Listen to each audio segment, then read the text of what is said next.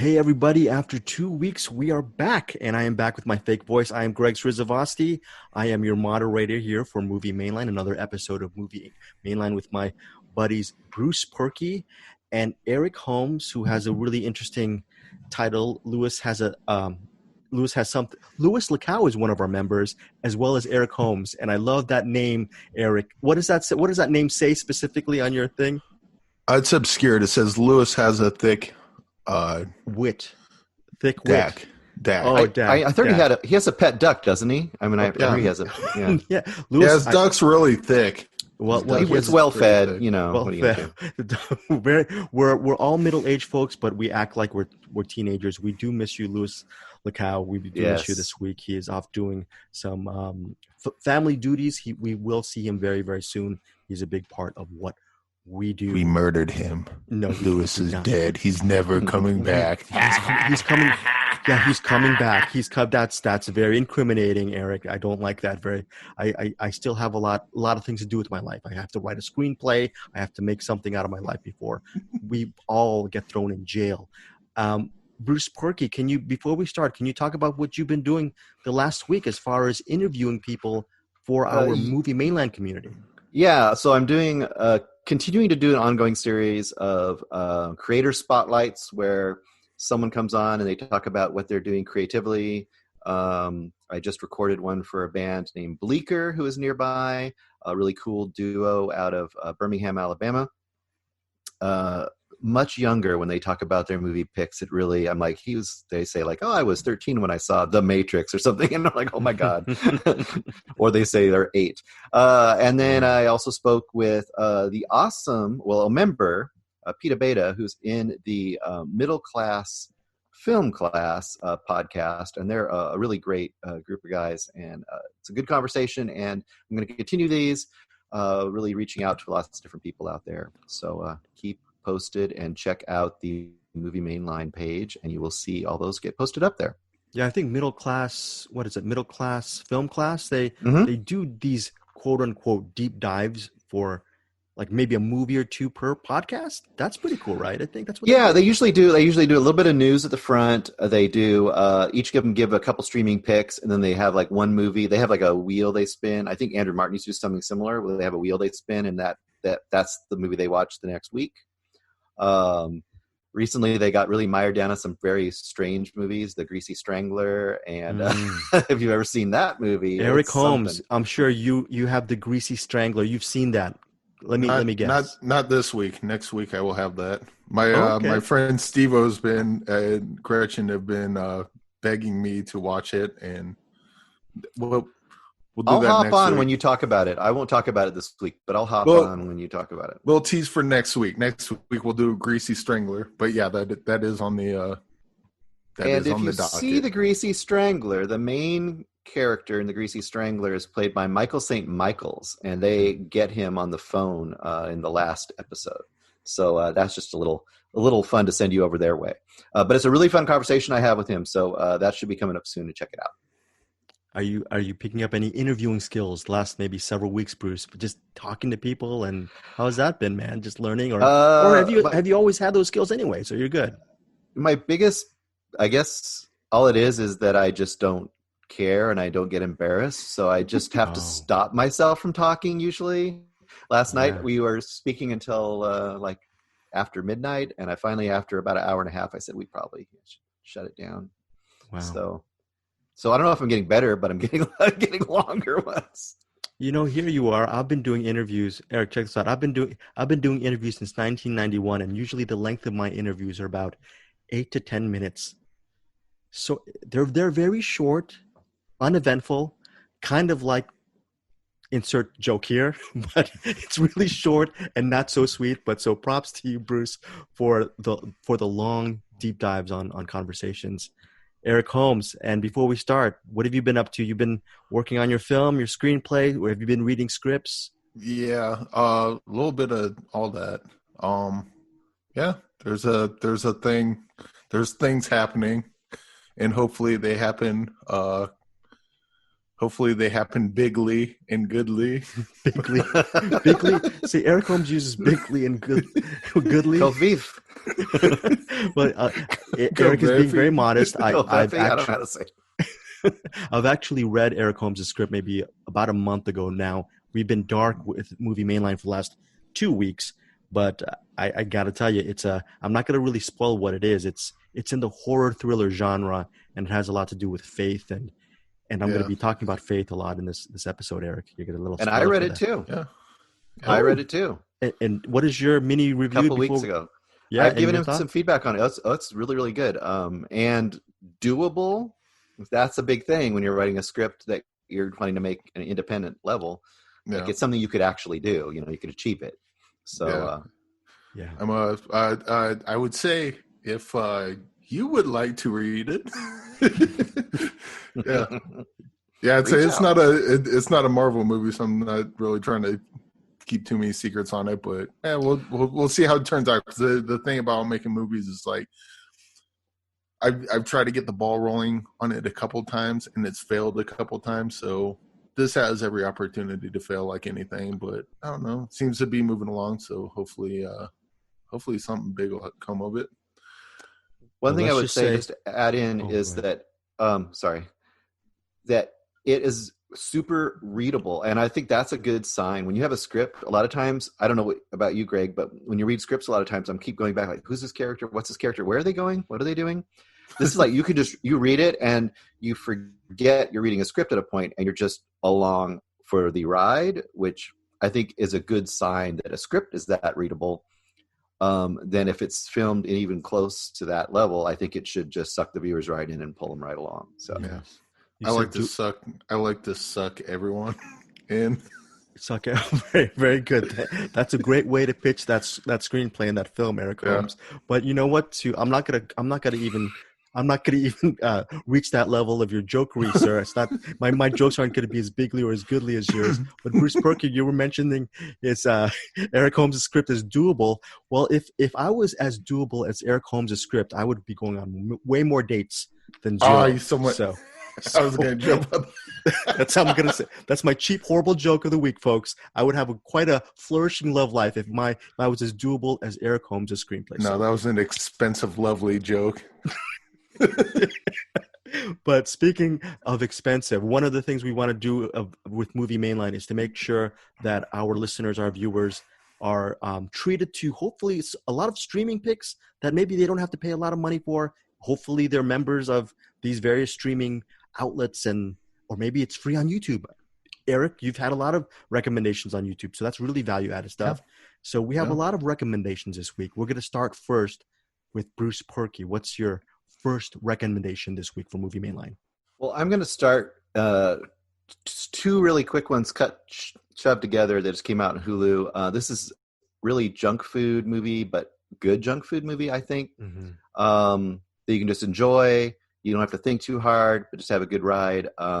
Both the new Child's Play, which I liked more than I thought I would like, but I wasn't a huge fan of the old Child's Play. But even more so, and I'm not going to say much about it other than, you know what you get with Child's Play. This one definitely plays with the genre and its conventions, and it has a new doll, which people are pissed off because the doll looks different. But I think this new doll actually is so weird and unusual looking that it's actually creepier than the original doll, in my opinion, because it just looks terrible. Anyway, move that aside. It's a fun, stupid watch. Crawl, though. Crawl is worth watching. So it's not junk food. Crawl is not junk food then? Yeah, well, it is.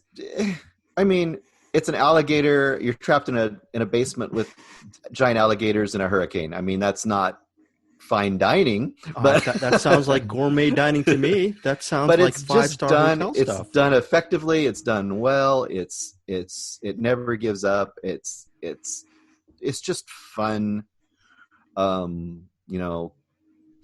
but not to the cheese side of like a Sharknado. It's taken it a little bit more seriously, and it's by it's Alexandra Asia, which, if you know that name, Alexandra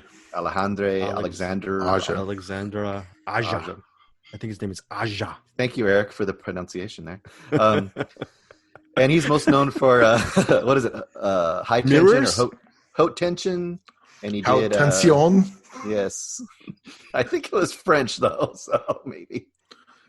And he did what else did he do? He did the Hills Have Eyes remake. He did Piranha 3D. 3D. Yeah. I interviewed him years ago for this movie called Mirrors with Kiefer Sutherland, and that had a really great, scary, gory moment. He's really good with those kind of moments, and I think this is one of his. I haven't seen that remake of The Hills Have Eyes, but I think he's quite a talented filmmaker, and I thought he really did a great job with Crawl. Eric, have you seen Crawl already? Did you love it? No, that's if you remember, maybe it was the last episode, but we had Brandon on. He may want to review Crawl the next coming weeks, but yeah, we got it on DVD, and I'm just waiting to watch it with Brandon. Oh, cool. 5 years old and loves horror movies. I've been trying to get my kids to watch it, and I haven't done it yet, but it's got a few gory moments, but it's other than a few gory moments, it's pretty safe. But it's just fun, stupid, but good. I mean, you've seen it, right, Greg? Yeah, I really honestly, I paid money to see it. Yeah. I know Anderson. I don't know if Anderson saw it. I forget, because usually by the time we talk, he hadn't seen it yet, and then he waits, and then it's mentioned on another pod. But I think he liked it sort of, but I flipped for it. I thought this was elevated junk food. I was thinking maybe this is like Top Chef junk food. Well, this is like a good popcorn movie, I think, right? Yeah. Mm-hmm. Yeah. Great popcorn movie. You know what you're gonna love, Eric? It has a cheesy premise, but like Bruce says, it does it in a very, very, it's just very well done. Yeah. Yeah. His movies are usually pretty. What do you call them? Kind of what you described. He doesn't go above and beyond, but he kind of stays in his lane and usually does it pretty well. Except for like High Tension would probably be the one example where if that ending did not suck as bad as it did, there's a twist ending at the end of High Tension that just does not work. But everything leading up to that is like really, really good. Just really tight, really good. It's just the twist doesn't make sense. Like when you go back and think of the geography of things. Well, and this is one of those movies too, where you can imagine it taking 35 or 40 minutes to get to the meat of the story, right, Greg? You know what I'm saying? Yeah. Like they do a whole bunch of character introduction, and this is so tight. It's just like you meet the girl, she's going to go to her dad's house to get her dad. They end up in the basement. There's alligators. Boom, we're off to the races. And there's a bunch of other complications, and that's the other thing that's really fun about it is that every time they have like one hurdle to get to, they give you another complication, and they keep it interesting all the way throughout. So I think that it's definitely super fun and a super quick, good, straight ahead thriller movie. Cool. So both of these recommendations are streaming currently on Hulu. Mm-hmm. Okay. Yep. Cool. Eric Holmes, what do you have? What's your first couple? I didn't see any movies. I don't like movies. Okay, maybe I saw a couple of them. Yeah. There was a 2019 movie by a director. Let's get the name here. Wantai Lee. Okay. And it's called The Gangster, the Cop, the Devil. Mm-hmm. And this one is on. I watched that movie. I was looking forward to it. Tell me about that. Well, you can watch this movie because this movie is on YouTube. You got to make sure because there's one version on YouTube that has the movie with no subtitles, and they got the other movie with English subtitles. It's not English with no subtitles. It's just the movie, and I got like halfway through. I'm like, I don't understand. But as I'm watching it, as of now, it's on YouTube with subtitles, so you can find that. You can rent it. I would probably rent it because the movie's good enough that you should probably throw a couple bones to the filmmaker. Currently, it is 6.9 out of 10 on IMDb, so that's a pretty good rating. I think that's a good rating for IMDb. Mm-hmm. Yeah. 6.9 is a good rating for any movie. But basically the movie's about the serial killer going around. What the serial killer does is bump people. He's following people in his car, And then when they stop, he bumps the back of them. Oh, no, I hit you. And then as they're taking pictures of the damage, he stabs them and murders them and then drives off. And there's a cop played by the guy that played Jun Tae-soo. The guy that is the cop is played by the cop. And is it grisly? Is it gory? Is it a little, or it's not that? Not too bad. Not too bad. It's kind of like it's on the level of Memories of Murder or Zodiac or Seven. It's kind of one of those type of movies. Although this one has a bit more action. Well, first I won't get ahead of myself. So the cop is an asshole. As we've seen, he's likes to abuse his power and puff his chest out and abuse people. But he's good at his job, so I guess it doesn't matter. This is really problematic, I would assume, for a lot of people to watch with that character because of recent. Yes. Let's be honest; these aren't recent events. They're not too recent. Ongoing events. Let's say that. Ongoing. Okay. But the weird thing is, and they do this in Memories of Murder. I'm not from Korea or Japan, so I don't. I think this is probably South Korean. I could be wrong. Pretty sure it is though. But I don't know what the police force is like there. But I get the sense that they take a lot of. They model a lot of the characters off of characters from American films. If that makes sense. Sure. Mm-hmm. I think they like the Tango and Cash, and they like the Steven Seagal movies, and they try to model their characters off of those characters rather than maybe modeling them off of actual police force in their own area. Or maybe that's just how they are. I don't know. So the cop's going to look for the serial killer, and while he's doing that, he gives shit to the gangster. Played by Dong Seok Ma. Yeah. This guy looks like a jacked Greg Srisavasdi, and he was easily look it up. He was easily my favorite character in this thing. I'm not jacked. Look at this. No, not so much. No, actually, if you got more tattoos, you would look exactly like him because he's got that. He's got that kind of. He's looking around. And he's like just kicking the shit out of people, and all I can do is look at him and go, "God, this guy's so cool! I can't wait to watch him review movies. This is gonna be so good." Very funny. I gotta check this out. I gotta rewind it for next week. But you definitely have to. So this guy's just a complete badass. The one of the opening scenes is he's just hitting this punching bag, just fucking going like each punch just feels like he's just gonna bust right through the punching bag. And someone comes in, interrupts him, and he's like, "What?" And then the camera points down, and there's blood coming out of the punching bag. Wow! And then they open up the punching bag, and there's someone inside. He just put him inside of a punching bag, just beat him to death while he was inside. This guy does not fuck around. But so anyway, the cop fucks with the gangster a bit, and the gangster goes about his business, and he gets bumped. The back of his car gets hit by someone, and it turns out that's the devil. That's a serial killer.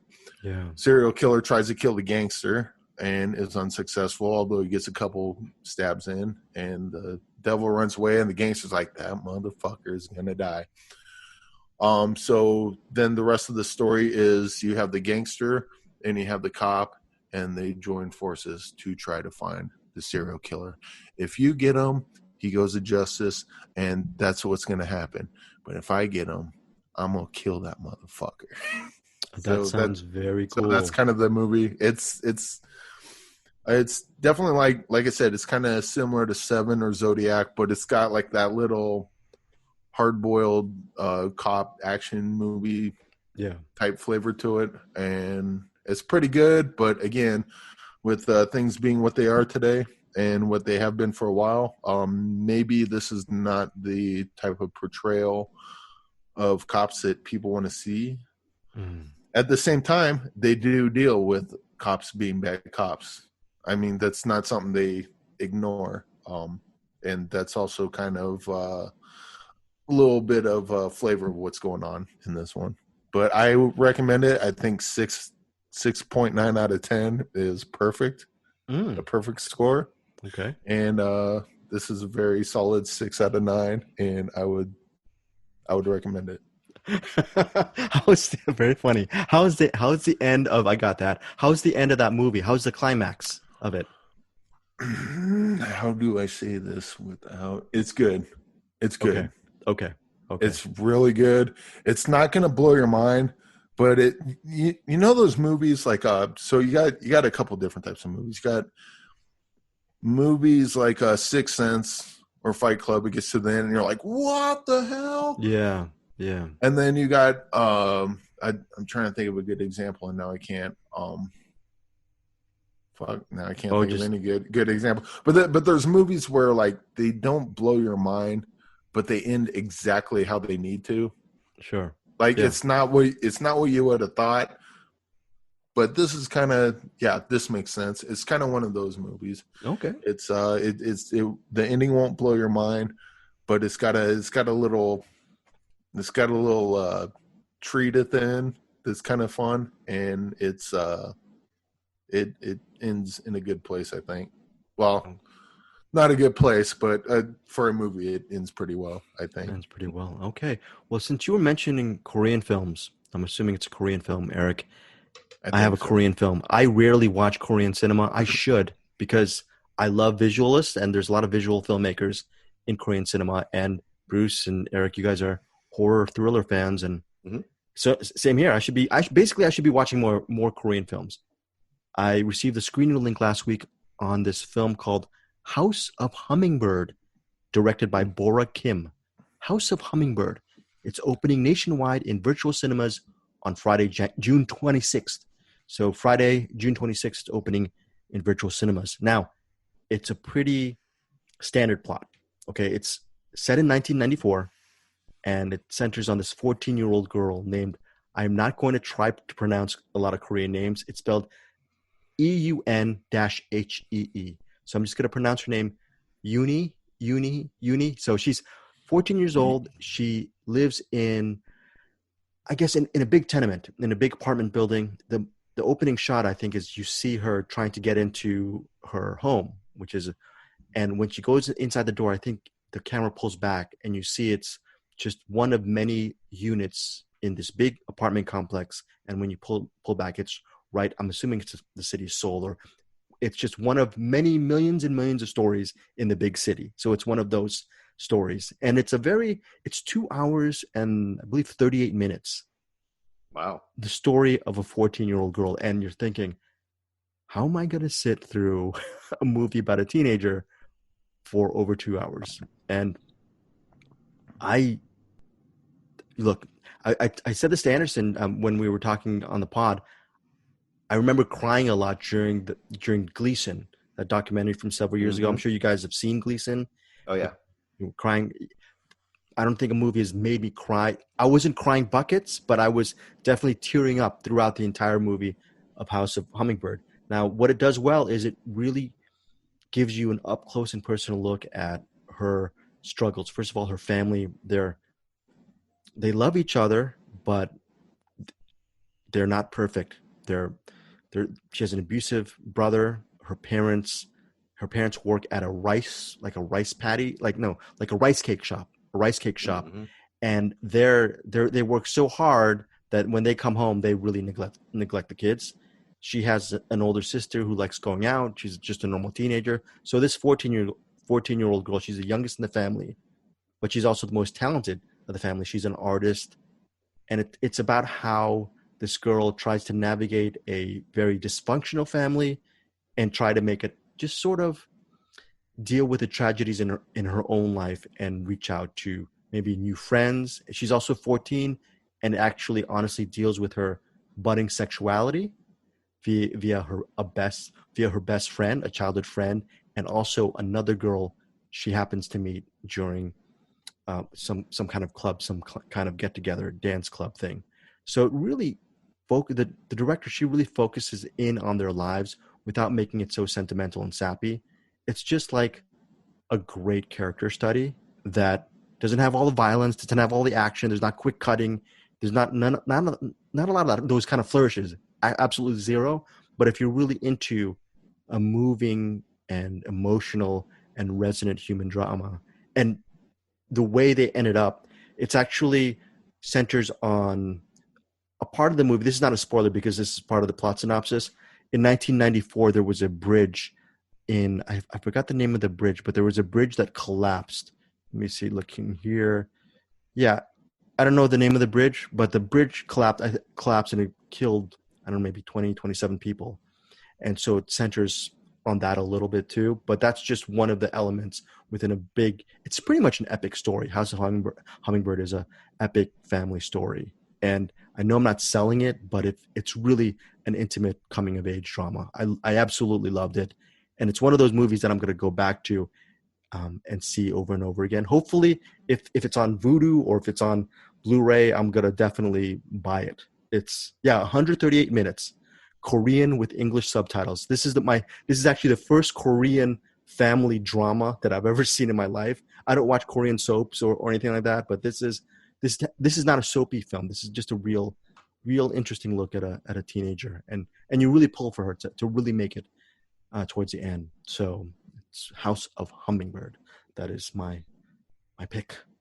The South Korean movies are just being amazing lately. I mean, the amount of stuff they're putting out in a whole variety of genres. I mean, from, like you said, like dramas to just straight up, sci-fi and horror and action. I mean, South Korea is doing some amazing, amazing stuff. Yeah. You said it was kind of a straight ahead story. Yeah, because a lot of Korean movies, especially just Asian cinema in general, they'll have the genre that they do. You've probably seen this in Parasite, but they have the genre, but then they always go in weird directions, but the weird directions kind of actually track with the genre that they're in. That's like you wouldn't exactly be able to, like, if you explain it, wouldn't make sense, but like if you watch it, it's like, that kind of works. But does it have anything like that where that's a great analysis. Kind of goes down weird roads, but kind of makes sense with what it's doing? Okay, no, that's a great point. I didn't know that about Korean cinema, and that's cool that you mentioned that, because this movie does go down a really interesting road. She befriends her calligraphy teacher, and you think the normal trope would be this teacher is older, she's going to give a lot of wisdom to Uni, that 14-year-old girl, and they're going to bond, and she's going to learn a lot from her teacher. That's one of those things that we've seen this story a million times before, but the way it's handled in the movie, it's handled in a very grown-up manner, and it's very true to life, and they actually spend a lot of time in that relationship, and you're wondering, wow, I can't believe that this movie, you think it's going one way, but it goes, to your point, Eric, it goes off a completely different direction. It becomes something else, and you think it's weird, but then ultimately within the big framework of that painting, it absolutely makes sense. So I that's so cool. That's why maybe there's a lot of these Korean films are so long, because they give a lot of time for the story to breathe and to evolve, rather than it being like, well, like you said, this is probably not a straight ahead story. It's a straight ahead story in the sense that it's a family drama, like the trope. Yeah. But like you said, within Korean cinema, it expands the genre, which is, totally. Yeah. Sweet. I need to watch more of those films. And, you do. I do. I'll give you a list. Please give me a list. I still haven't seen Memories of Murder.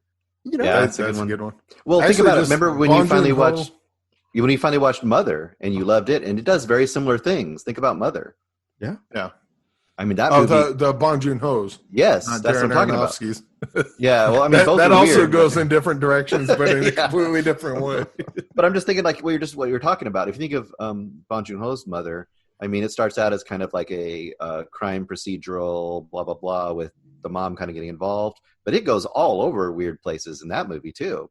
But it's amazing, You know, House of Hummingbird, when I was watching it, it reminded me of I forgot what's the movie that Kenneth Lonergan did a couple years ago, Manchester by the Sea, right? He got a lot of praise for No. that movie. Great film.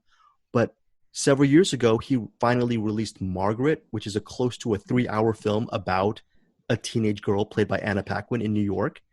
And that movie was basically crapped on because people are saying, why am I going to see a 3-hour movie about this teenage girl?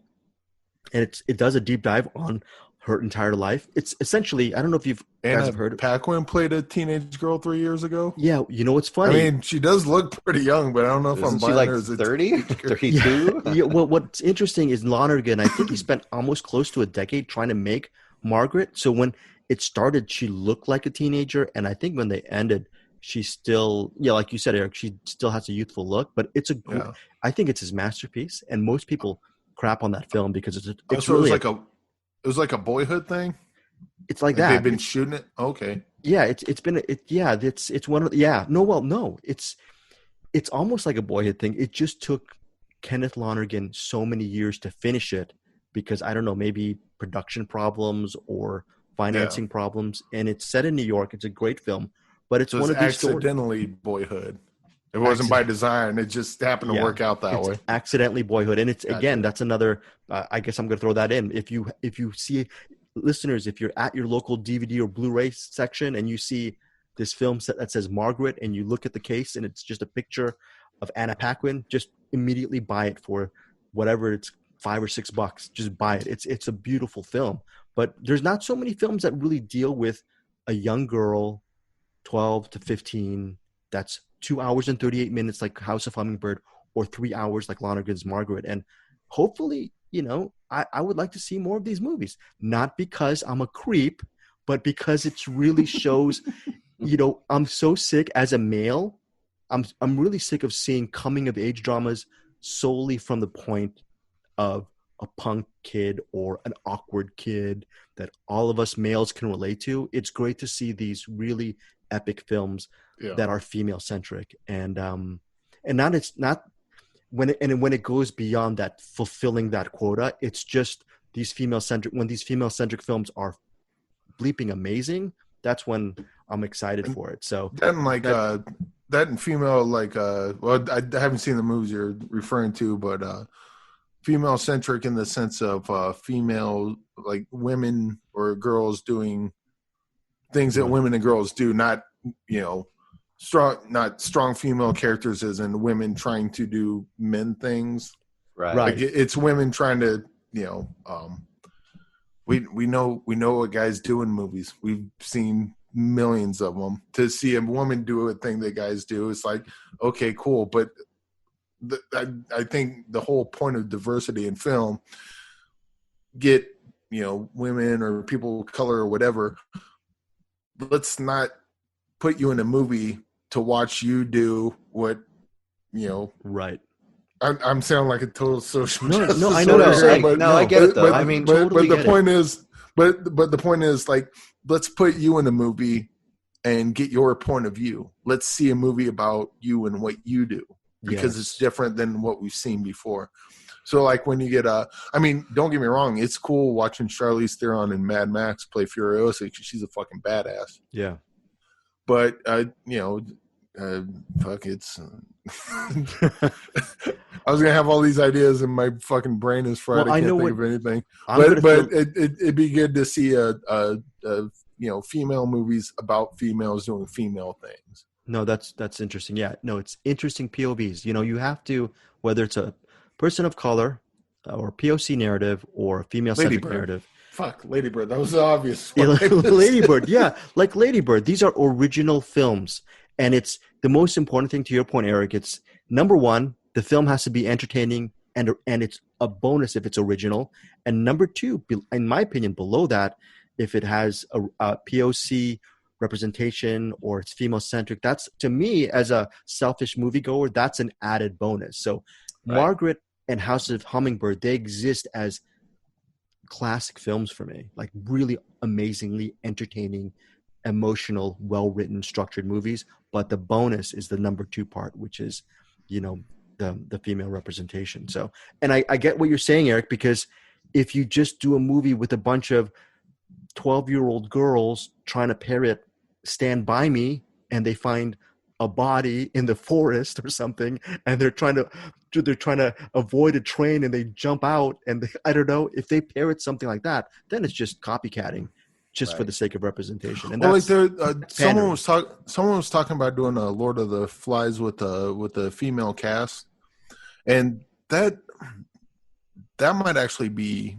interesting, assuming that they don't just do the same movie swapping roles, swapping gender roles.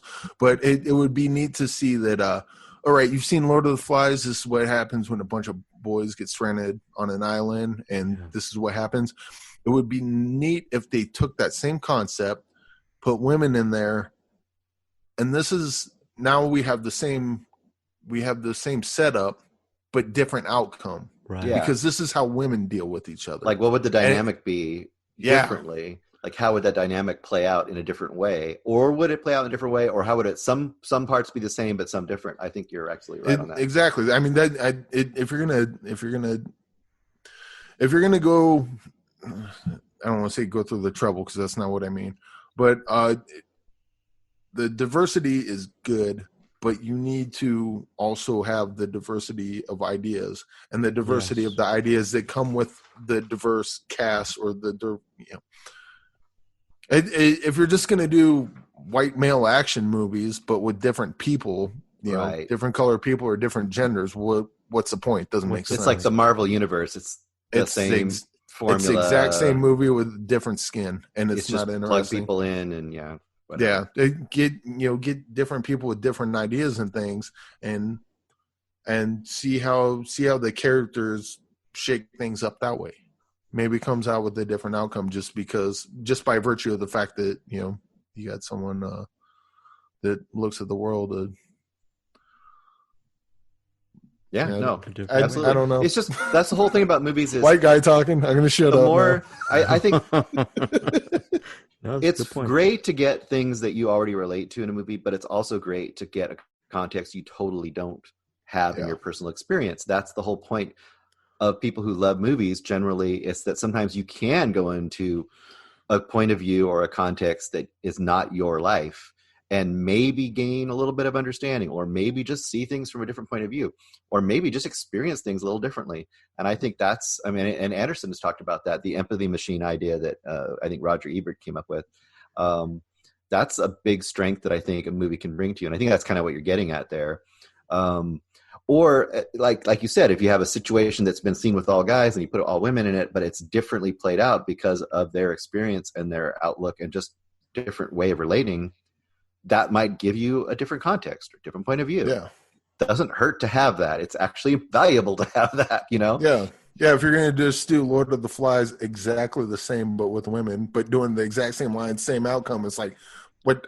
I don't know. What's the point? Yeah, exactly.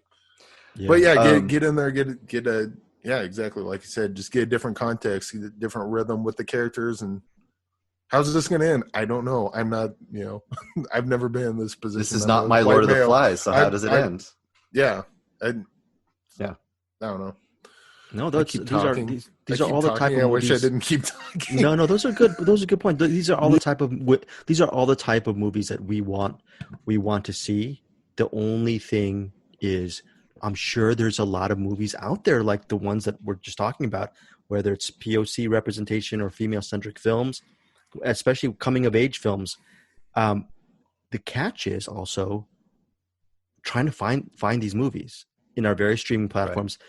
I think it also behooves us as viewers to actually, experiment. Go outside our own lines and try to find these interesting films. And I think I'm going to mince my words here, but one of the very few positive aspects of this quarantine era that we're living in is we have time alone, which could be really bad. But if you have a little bit deliver beer. Yeah. I'm sorry? Oh, go on. Okay, yeah. You just said BEER, and I wish I had one right now. But one of the things, that I need to do myself is to go outside the lines and try to find interesting movies. To be honest, I would not have watched House of Hummingbird if I didn't get the screening link. Okay, so that's on me.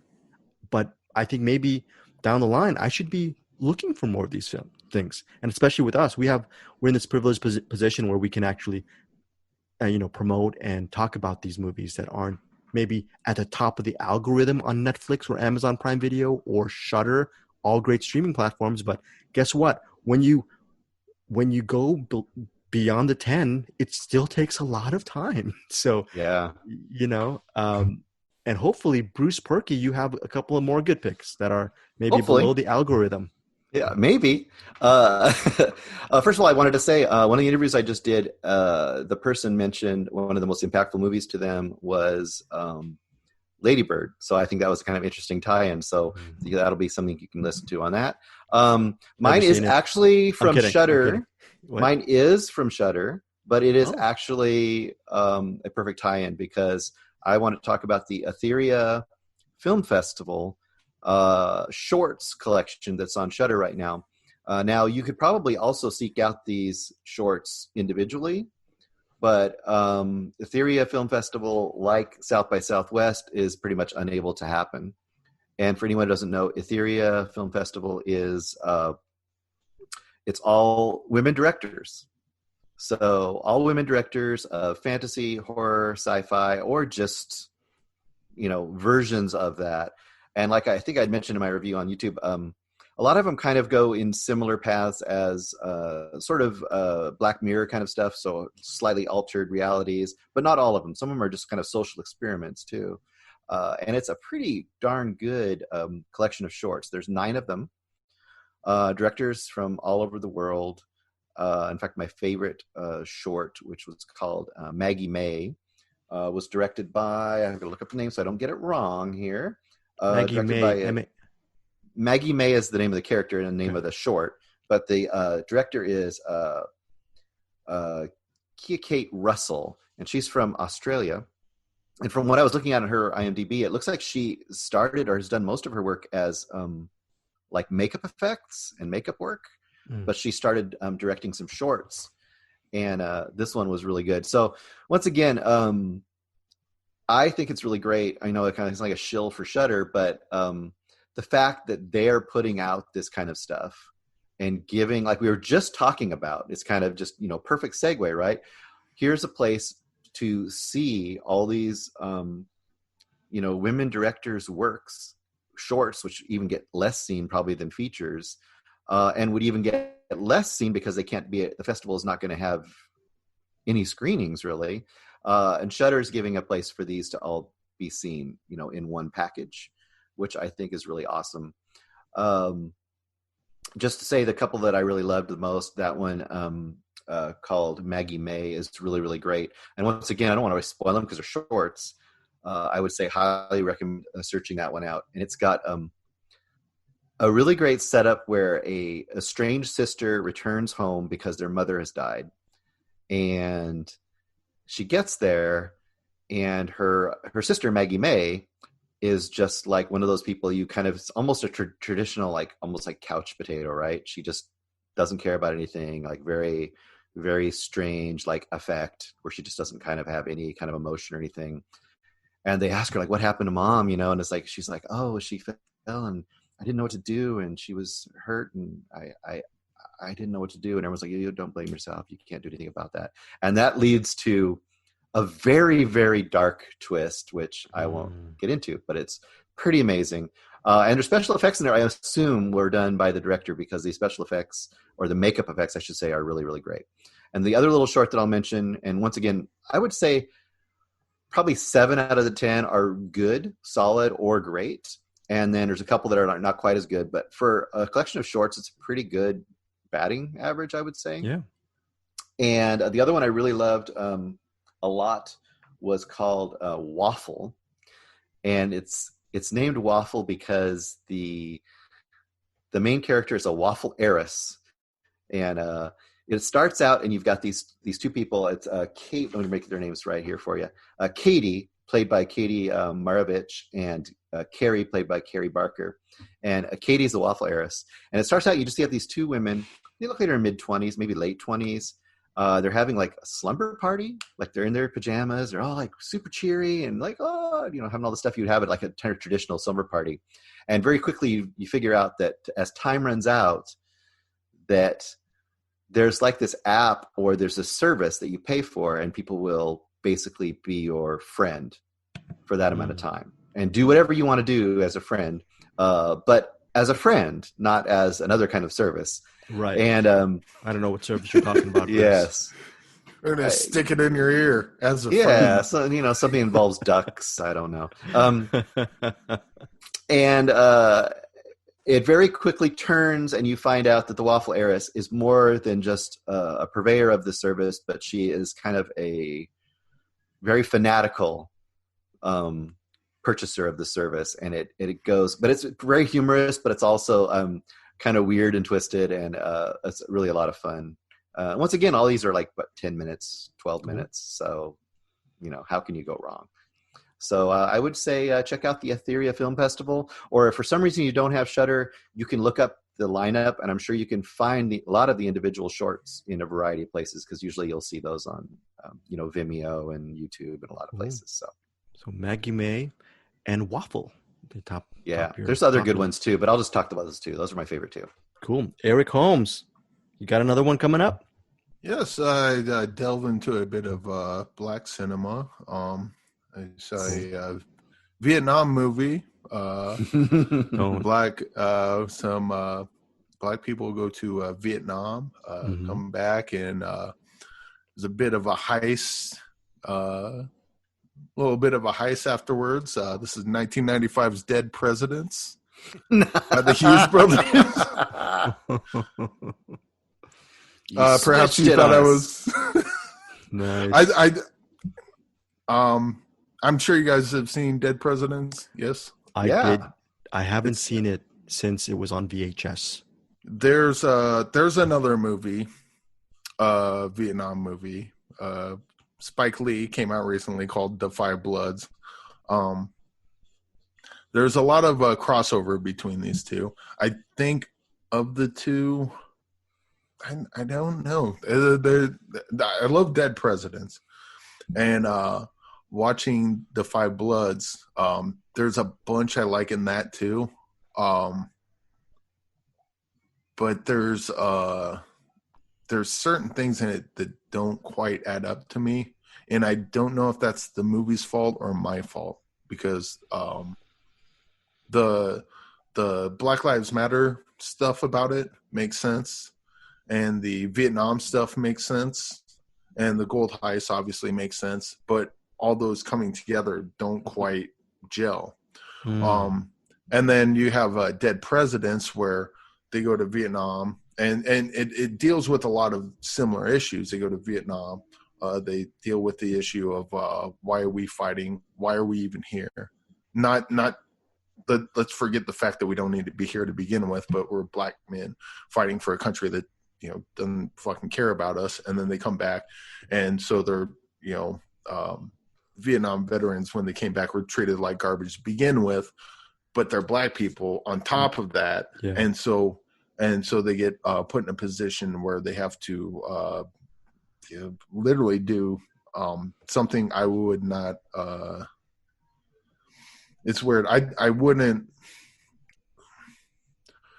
don't support the character's actions, but I understand it, if that makes sense. Sure. It's like, what you're doing is wrong. I get why you're there, but it doesn't make it right. But also, had things been a little more, had things been a little more fair to you, then maybe you would not have been in this position to begin with. Yeah. And then I started thinking about like the Five Bloods. I'm like, what does that have to do with Black Lives Matter? And then I started thinking about that, and then I started putting the pieces together in my head.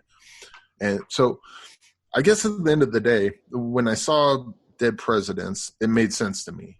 Like, everything clicked, and okay, sure. Yeah, it's not an easy story to tell, but it makes sense, and it's, you know, A lot of gray area, but most good stories have a lot of that.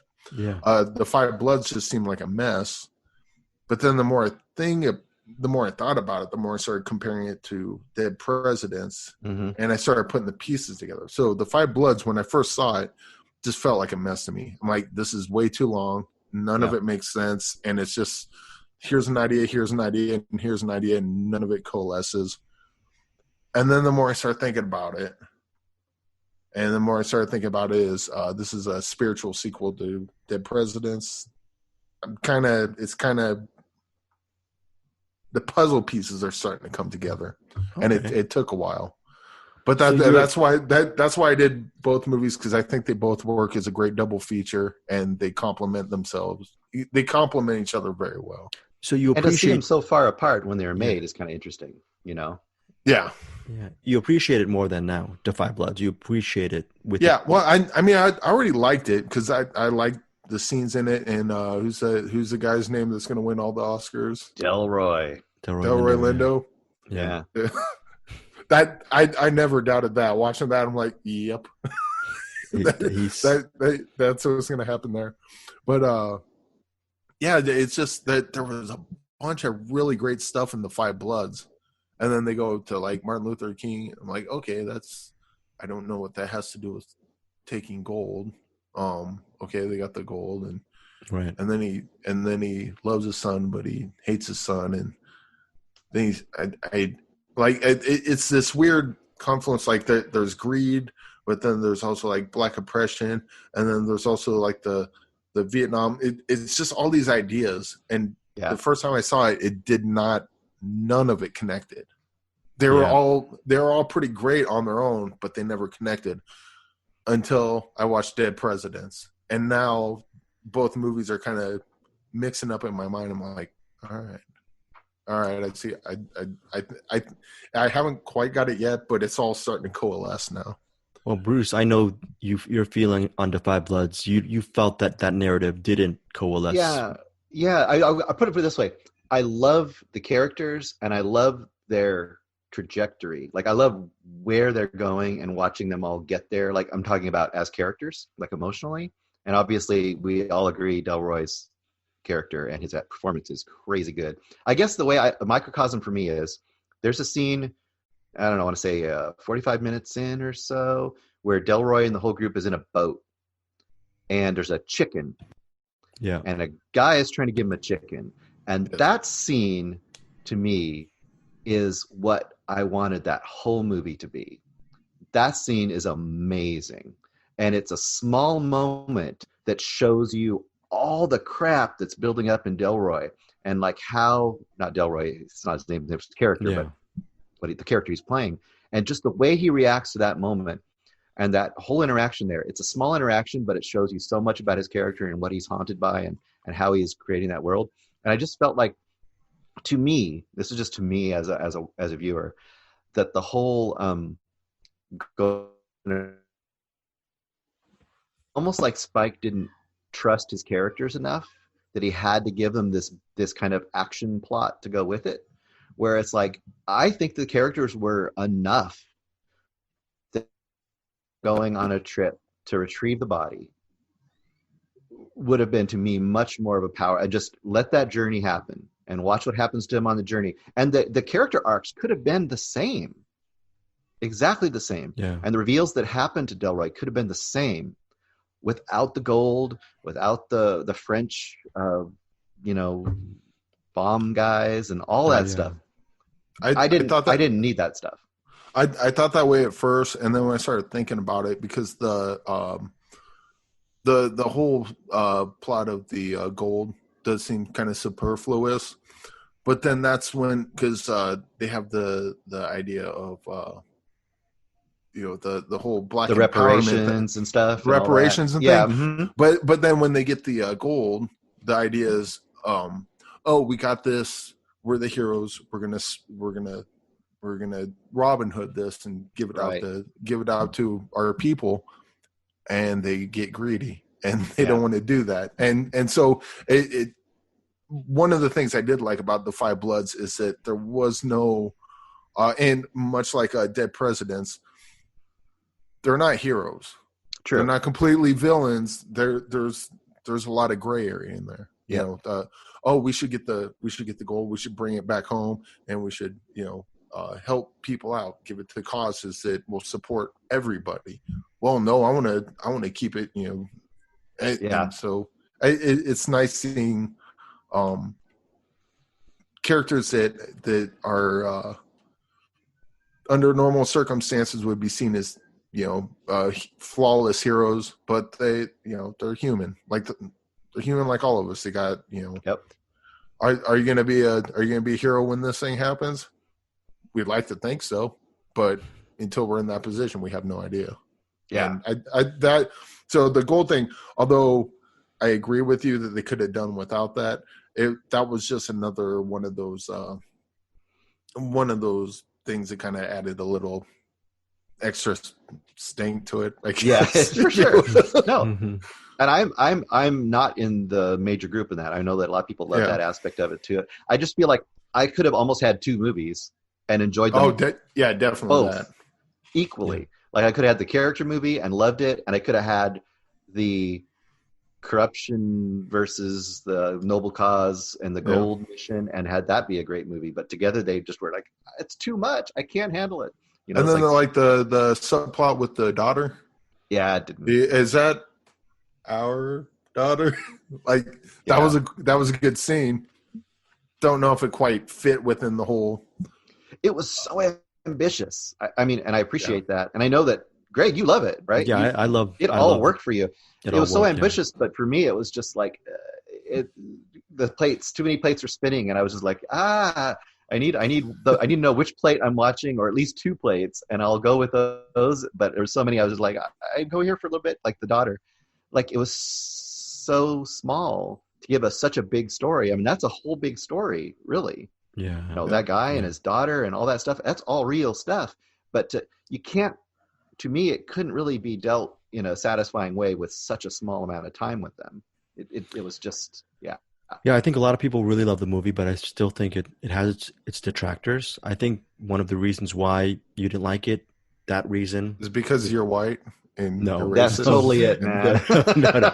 No, because when you're talking about the whole gumbo pot of it all, I thought that was the thing that worked for me. The fact that it couldn't be just one thing. It's one big mess of a film, which makes it work for me because it is so messy. Right. It's filmed in different aspect ratios during the flashback. Chadwick Boseman, he has a big role as a squad leader, and it's a flashback. Delroy Lindo, it has a commanding performance, but really there's a lot of other stories beneath him too that need to be told. That ending sequence, which it just basically, not going to spoil it, but it's 12 minutes of what happens next. That could have been scrolled at the end credits, and you're going, what? That's weird. And then you have ultimately when you have greed comes in whenever there's money involved or gold, right? There's a lot of that conflict in the middle of the movie, and there's so many things flying in and around, and all those, like you said, those French people who are trying to take out the mines out. There's that whole scene. There's a little bit of a love story there. There's just a lot of stuff, but for some reason I just sat back and relaxed, and it just worked for me. And I think it's just different horses for courses for the Five Bloods. It's one of those things. Yeah. Hey, Bruce, I don't want to give you homework, but because I only say this because I was kind of in your position until I saw Dead Presidents. But if you can double feature the two, or at least I don't know how long it's been since you watched Dead Presidents. It's been long enough that I remember the barest bones of it. So it's been since it came out, basically. Yeah. Watch that again, and then kind of keep the Five Bloods in your head as you're watching it, and then maybe watch Five Bloods again. And I don't know if it does to you what it did to me, that might start coalescing things a little more. Well, even just I definitely I'll just say it. I needed dead presidents to hold my hand and walk me through the 5 bullets because I could not get through it by myself. Well, and I think part of that is just the style of filmmaking too. You gotta get your head in that space because it's like jazz filmmaking. You know what I mean? As opposed to yeah, definitely. So sometimes you just have to come in and like, okay, now that I know what I got, I can kind of hit this again and see it maybe, and my brain will like now, like you said, to me it's almost like I can watch certain horror movies and I know they're ridiculous and they don't make sense like plot wise, but I let myself go to it and I enjoy the ride. And I think to some degree that's almost what you got to do with the Five Bloods. There's some logical stuff in there. You just got to go like, you know what? This is not logical. This is just about these people. And he's just throwing all the stuff at them and letting them handle it. So in that respect, I can see how I might go back and hit that better. But I mean, I love the characters, love them, and I love the acting. And if Delroy isn't nominated, I mean, it's going to be someone's going to like lose something because it's ridiculous. Because the stuff he does in that movie is amazing. I know you guys each have one more pick before we go. I have one last pick, and this is a pretty big pick. This is as big of a pick as House of Hummingbird. I actually just saw this an hour and a half ago. I saw this. Tenet. Is it Tenet? This is no. I did not see Tenet. Maybe my future self saw Tenet. I don't know. Are you guys going to see Tenet when it hits theaters? You're gonna go to theater? Yes. Yeah. Yes. I think if it's around here, I will. Which it probably will be because no one cares about anything in Alabama. They just take their masks off and fly around. No, I have a huge recommendation. It's this film released in 2019. I can't believe I'm saying this. I actually watched 2 foreign films this week. The second is a Polish film. It's called Corpus Christi, released in 2019. Corpus Christi. If you guys look up on Rotten Tomatoes, the Rotten Tomato critics, and this is maybe a good reason for you guys to see it, 97% for the critics. Now, Eric, you're probably thinking, okay, so the critics are saying 97%. What are the audience? What's the rating for the audience members who've seen it? The user reviews. 6.9%. 93%. So it's among the like highest. Everybody marks. loves it. Everybody loves Corpus Christi. Okay. Now I'm a contrarian, so that movie sucks. Yeah, so it's directed by Jan Komasa. So I'm just going to call him Jan Komasa. He's a Polish filmmaker. He directed this film, and the lead, his name is Bartosz Bilenia.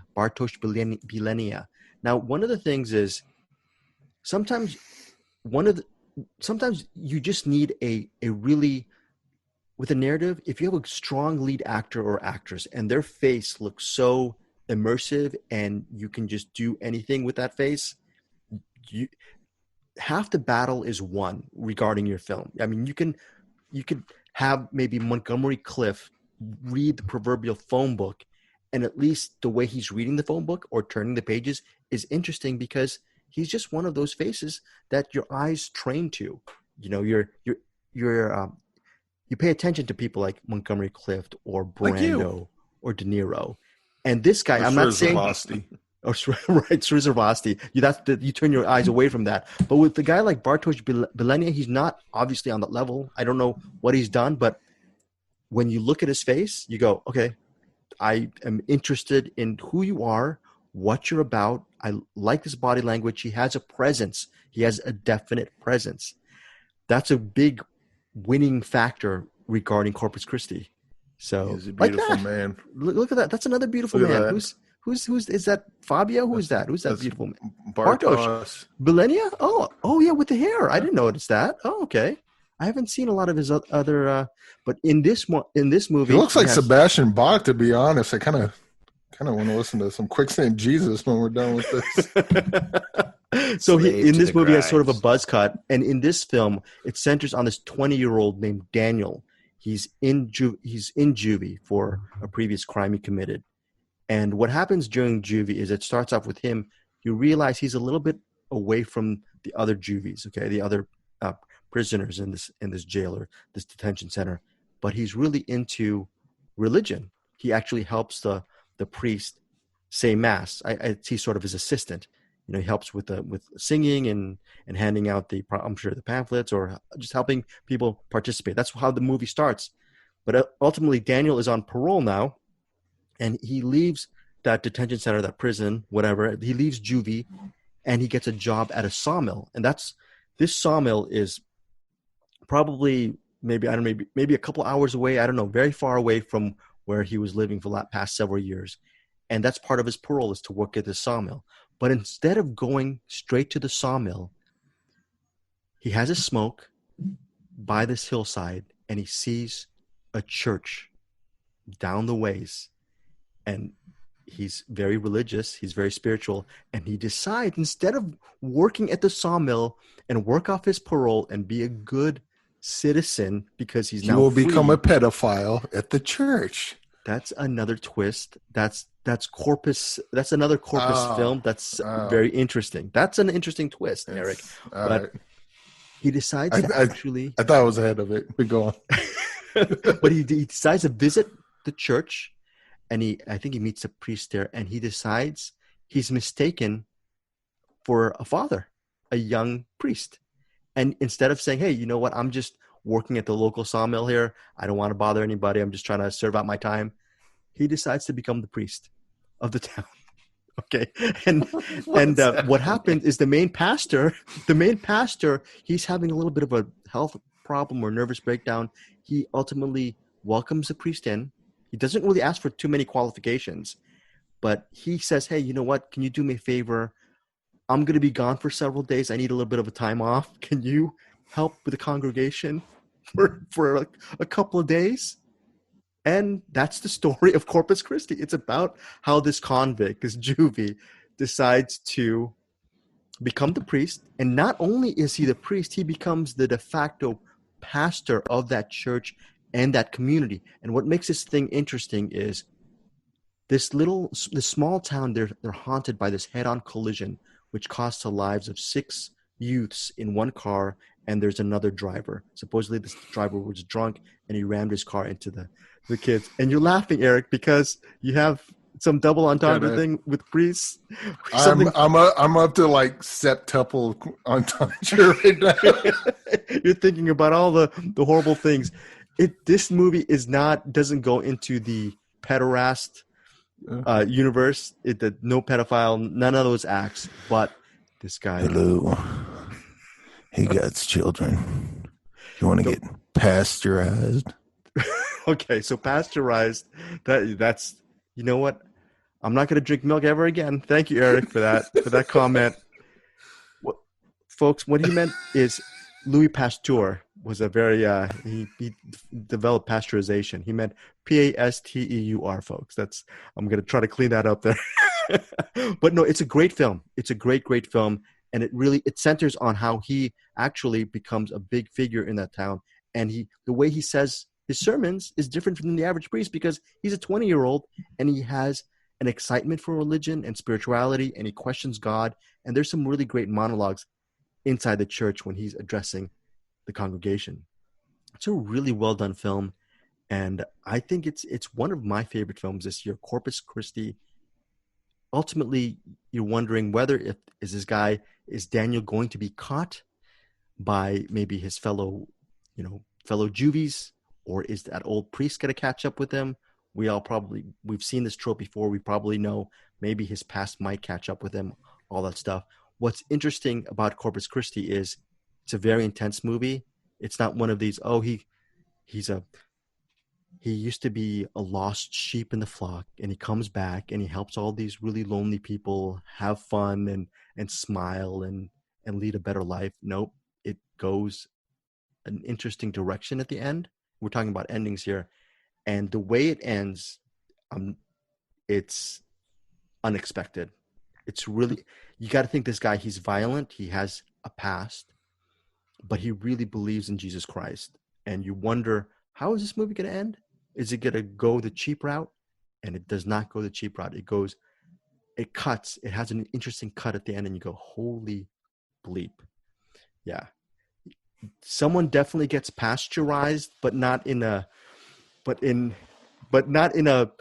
way. Not in a pedophile way. There is some pasteurization at the end. Let's just say there's a lot of action at the end. Oh, did we lose Bruce? I think Bruce just got pasteurized. I think he's gonna try to get back here. But Right. it's a really interesting movie. So Corpus Christi, uh, I don't think Bruce liked the pasteurization stuff.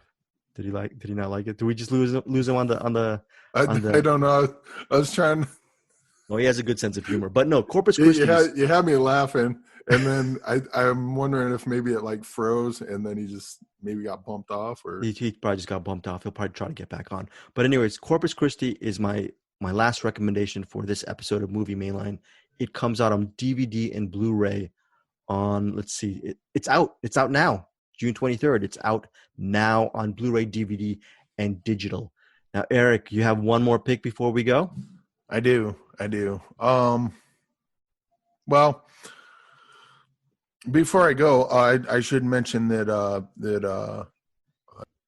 when it came out, but I believe with all the things that have been going on for some time, I wonder, of all the critics that did not like Detroit when it came out, I'm really curious what they think of it now. Because I've had. Yeah, but you're saying Detroit has got a lot of. Yeah, it got a lot of flack when it came out. I think the main criticism I heard was that it not glorifies the violence, but it kind of almost fetishizes it, which I have problems with that word just to begin with, because I think a lot of people, much like underrated and overrated, I think they use fetishize wrong. Yeah. They say, I don't like it, therefore it's racist, or I don't like it, therefore it's fetishized, or I don't like it, therefore it's this thing that the thing doesn't deserve. But I've had some run-ins with cops, and not quite to that degree, but they have not been good, we'll say. We'll just leave it there. Yeah. But Detroit, I think, is I don't think it fetishizes anything. It puts you in a position. If you're being a punching bag for a cop, or a cop's using it as target practice, or when you have a cop putting a gun, or anyone for that matter, but especially a cop, if some random puts a gun in my head, that's scary. They could shoot me and run off. Yeah. If someone puts a gun in my head, there's a chance that maybe I can not. By the way, not a good idea to wrestle a gun away from someone, especially if it's behind your head. Yeah. If a cop does it, you can't do shit about it. You have to sit there and take it. And that's what these characters do in Detroit. They're put in a position where there's, they could overpower the cops, but then what? Then they go to jail. Then they get arrested for assaulting a police officer or murdering a police officer. And then one of them dies as a result. Granted, in the movie, it was supposed to be a scare tactic, which, spoiler alert, one of the cops did not assume that was supposed to be a scare tactic. Detroit is a really good movie that puts you in a place of someone who's being abused by power. Maybe that's a police officer. Maybe it's a rape victim. Maybe it's someone beating on you. Maybe it's a parent beating on their child. This is a movie that puts you in the place of a victim. They can't do anything about the position they're in. And it's not easy to watch. And I don't think it's supposed to be easy to watch. And that's, I don't know. I think that, I think a lot of people that maybe don't understand what victims go through, just in general, should probably watch Detroit and maybe try to put yourself in the position with the people with their hands up against a wall. Interesting. Stare at the wall and know that there's 3 men with guns behind you, and they could pull the trigger at any moment. Yeah. Put your hands up against a wall and know that your pants could be pulled down and someone could take advantage of you at any moment. Put your hands up against a wall and know that there's a person 3 times your size that's your parent that could be beating down on you at any moment. This does a great job of putting you in that position and maybe giving you a point of view of something, that you may not have experienced. And I think Detroit does it well. And I think everyone should see it. And I hope that with everything that's, again, been going on for a long time, but has kind of resurfaced, maybe people will watch Detroit and see it differently. I think it's a great movie, and it's 7.3 on IMDb. I think it deserves a 6.9 on IMDb. But yeah, Detroit's a wonderful movie. Go watch it. Oh, and I was going to mention Andrew mentions Detroit on Andrew watches movies, and he kind of pretty much everything Andrew says, I agree. And then the stuff I said, if any of it's new, then that's wonderful. I was thinking about that when you said it. I was thinking about his review as well. I would agree absolutely what you're saying as far as I haven't seen this movie. I'm going to watch this movie because it kind of flew under the radar when it came out, and I didn't hear a lot about it. So I'm going to definitely go back and watch it.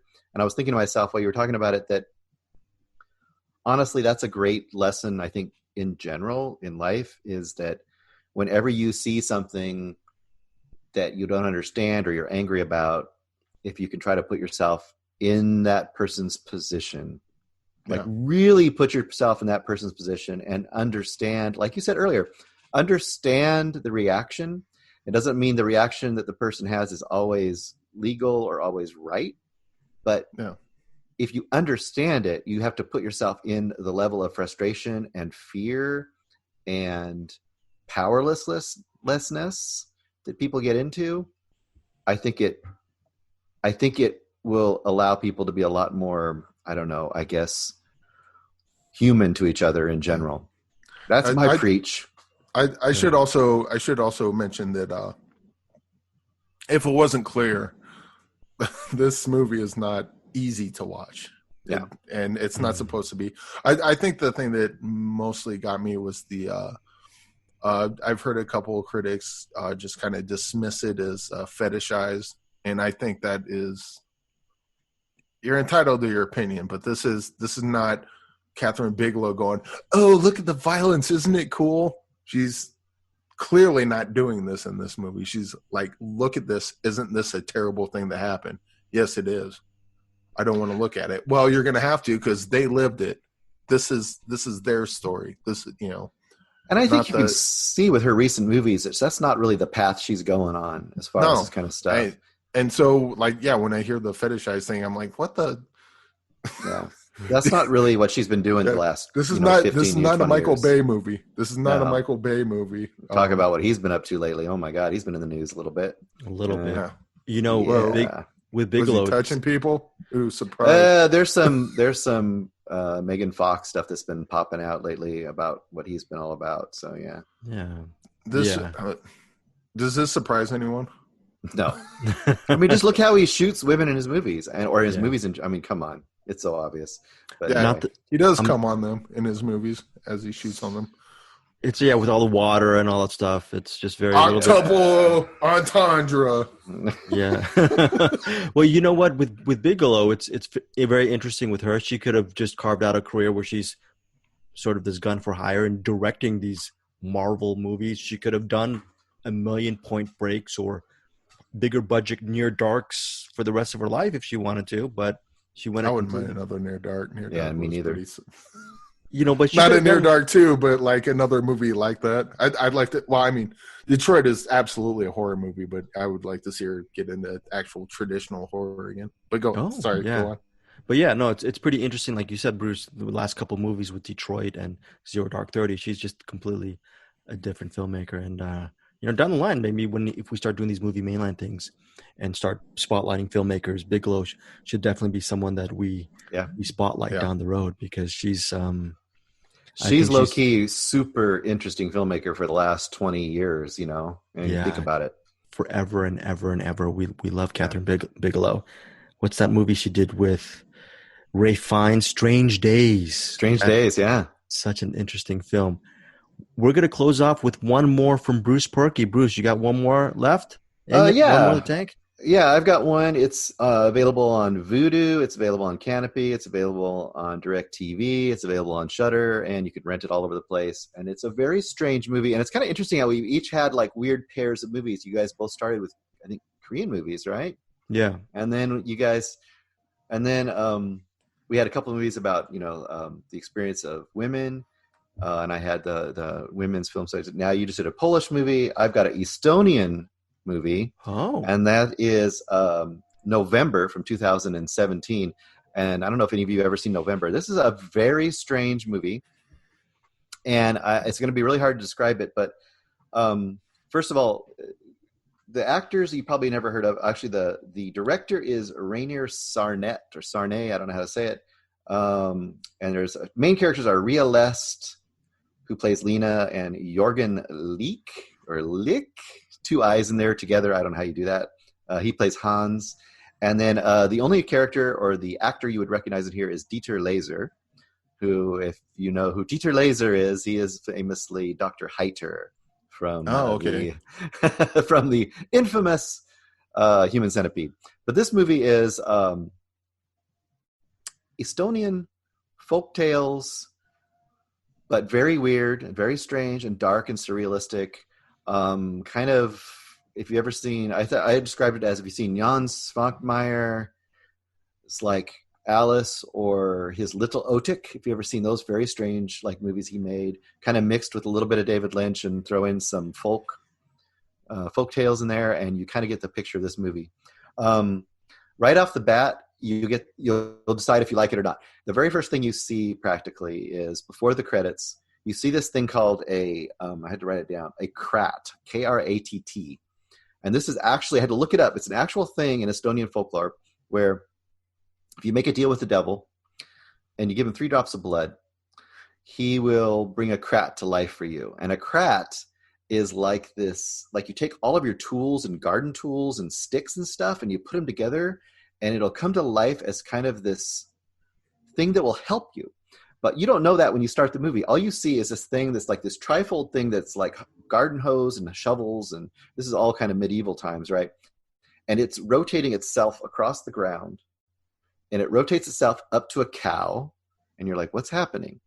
And it attaches itself to the cow's harness. And it starts walking the cow away. And then it rises into the sky and spins and raises the cow into the sky and takes it over to somebody else. And you're like, what the hell am I in here? And this is kind of the sort of vignettes and strange things you have. You have, ghosts of your ancestors past coming back to dinner. You have a meeting of this devil at the crossroads. And he is not the devil. You're not with horns and stuff. He's more like, almost looks like a Father Christmas kind of guy, but he's also kind of a trickster. You've got people shape-shifting into animals. All kinds of strange stuff. It's humorous. It's surrealistic. It's beautifully shot. Very, very gorgeous to look at. If you can go down the lines of those really weird, like surrealistic movies, more lines of kind of a David Lynch kind of style, but a little more of a story than David Lynch. It's not quite as out there as a lot of David Lynch's stuff. November might be something you might want to look into. I saw it on Shudder, but you can see it all those other places as well. So I like it. You had me at Floating Cow. Yeah, it's and I can't. Like, you should have led with that. I'm like, stop talking. I'm in. I mean, that's kind of got me too. I watched the very first 10 minutes and I was like, what the hell is this movie? And I can't say this is the kind of movie I would really suggest to a lot of people, but if you're really to kind of go down the path and kind of go with the flow of this one, it's got some really, really odd and interesting things in it. So there you go. That's what I got for you. All right. So we had a lot of picks this week. We're going to be back next week for another episode of Movie Mainline. Do you guys have anything to say before we go? Yes. Yes. I love you guys. I love you. Aww, love you guys too. Thank you. And you guys have really pretty faces, and Luis has a thick duck, and I just like being here. To tell you the truth, we're still trying to build up our movie mainline community. Bruce is doing a lot of work with the content creators and expanding that universe, and we're all doing our thing. Eric is still trying to get me to eventually write my own script. He's sort of been my little bit of my spirit coach to try to get me out of my doldrums of just Gonna watching do it. movies on and on It's again. gonna be fantastic. It's gonna be fantastic. Thank you, sir. Thank you very much. Oh, by the way, before we go, I just wanted to say this. Last couple of days, I've been MIA because I've been binge watching this HBO series, Watchmen. Mm-hmm. Here's the thing. This is what I realized. This is why I do Movie Mainline and that other podcast that I do. Great series. I'm a comic book guy. I love the original Watchmen. I love comic book. All right. Yeah, I love Alan Moore's. Well, Alan Moore's graphic novel is a classic. I enjoyed the film Watchmen, and this series, which is 9 episodes, starring Regina. Is it Regina? Yeah, Regina King. I believe Regina King's in it. She's a lead. It's a great series. A+++. But at the end, after 9 episodes, I'm thinking, after 9 hours, I could have watched 2.5 Andrei Tarkovsky films. I could have watched 10 Dario Argento movies. It's one of these things where I've realized that no matter how awesome the TV show is, it's not going to compare to, say, like, if I lose 12 hours of my viewing life, like Ozark. I've been watching Ozark, as great as it is. Do you guys ever think, I spent 20 hours watching this TV show. Do you ever think that, Yeah. I should have watched 10 films? Do you guys ever get that feeling? That's kind of why it takes a lot for me to get into a TV series. I'm not against them completely, but yeah, I'm in the same boat. I feel the exact same way. And then even just watching movies, I'm like, there's so many other movies I haven't watched. I mean, you guys listed 3 or 4 movies today that I'm like, I want to watch, but then I'm like, I'm running out of time. I can't watch all these movies. So yeah. I get you on that. And then they have 7 seasons. And God, no. even if it's a mini series or a standalone series, like Watchmen is 9 episodes. I was thinking, man, that's 9 hours of just time I'm not going to get back. Real quick, I would say here's where I'll kind of concede a little bit on television. And there's like a Boomtown got canceled after 2 seasons, and he can't even find the second season. So really, there's 1 season. Anderson mentions The Patriot. That's a really good one. Patriot, yeah. Hannibal's on Netflix now. Yep. That's ended at 3 seasons. Like the ones that like go 1-2 seasons or whatever and stop, and they're good. I can get with that because I know that they're not going to come out with a 4th season and then a 5th season and then a 37th season and then an 812th season. Like it's good to get in and get out. But you know what? I totally agree. It's good to get in and get out. Bruce, you're more of a family man than me and Eric, but we still, at least I'm glad that you share our views, at least with cinema, right, Bruce, when it gets in and out. So, all right, folks, that is it. That is it. I just saw Eric laugh. That was not a double entendre, but I'm just going to say it was because that's how I roll. Like to Five Bloods, I bit of the old in and out. Yeah, like to Five Bloods, I have a lot of things rolling. There's a lot of things rolling with this Movie Mainline stuff. So we will see you guys next week. Oh, and a little bit of a teaser, folks. We are on an ongoing project to start spotlighting filmmakers. So if there are filmmakers you might think would be interesting for our podcast to cover, we may start covering stuff by filmmakers we really love. We have no idea who's going to start it off. You know, it could be Brian De Palma or Steven Spielberg. Never Steven Spielberg. I was just joking. But it could be someone like William Friedkin. Like maybe Spielberg? What, Eric? No, that's too much. No. Too much. But guys like Billy Friedkin we could do. But that's just a little bit of a hint. But until next time, we will see you here at Movie Mainline. Luis Lacau will be with us soon. We miss Luis. And that is it. Take care, guys.